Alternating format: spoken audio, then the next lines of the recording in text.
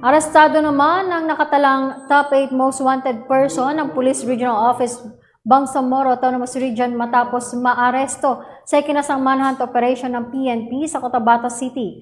Yan ang tinutukan ni Patrolwoman Angela Bandarlipe. Arestado ang tinaguriang top 8 most wanted person, regional level ng Police Regional Office Bangsamoro Autonomous Region sa isinagawang operasyon ng mga tauhan ng Criminal Investigation and Detection Group, Cotabato City Field Unit sa Cotabato Regional Medical Center, Cotabato City, na ika-8 ng Marso taong kasalukuyan. Kinilala ni Police Lieutenant Colonel Ariel T. Huesca, Chief ng Criminal Investigation and Detection Group, Regional Field Unit BAR, ang suspect na si alias Do, may asawa, isang construction worker na residente ng Barangay Simba, Dato Udin Sinsuat, Maguindanao del Norte.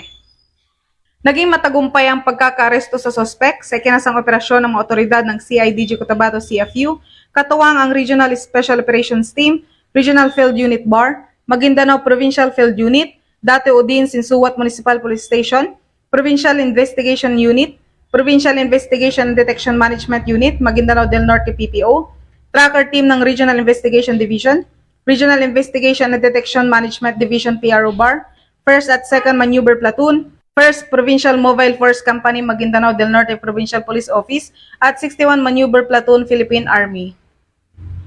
Naaresto ang suspect sa bisa ng warrant of arrest sa kasong murder sa ilalim ng Revised Penal Code Article 248 na inisyu ni Honorable Annabel D. Pipiang, Presiding Judge, Regional Trial Court Branch 13, Cotabato City, noong Enero 15, taong kasalukuyan.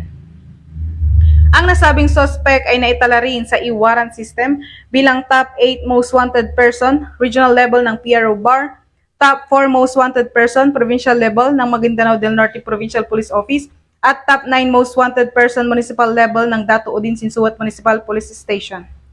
Samantala, ang naarestong suspect ay nasa kustodiya ng Criminal Investigation and Detection Group Cotabato CFU Office para sa dokumentasyon at tamang disposisyon. Patunay lamang na ang pambansang pulisya, katuwang ang iba't ibang ahensya ng pamahalaan, ay patuloy sa pagpapatupad ng kanilang sinumpaang tungkulin kontra kriminalidad na hulihin ang mga nagkasala sa batas na naayon sa mga programa ni Pangulong Ferdinand R. Marcos Jr. na magkaroon ng maunlad na bansa para sa sambayan ng Pilipino tungo sa isang bagong Pilipinas. Mula dito sa Rio ng Bangsamoro, ako ang iyong PNN correspondent, Patrolwoman Angela Bandarlipe, alagad ng batas, tagataguyod ng balitang pulis. Maraming salamat, Patrolwoman Bandarlipe.